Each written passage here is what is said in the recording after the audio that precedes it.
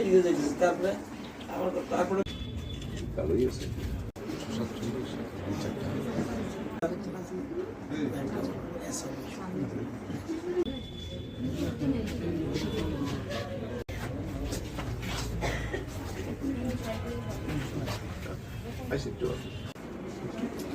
এটি পৃথিবীর মধ্যে তার যতদিন দরকার এটি পৃথিবীর কেউ পারতে পারবে, এটা তার নির্দিষ্ট ডেট, তোমার কিছু করার নেই।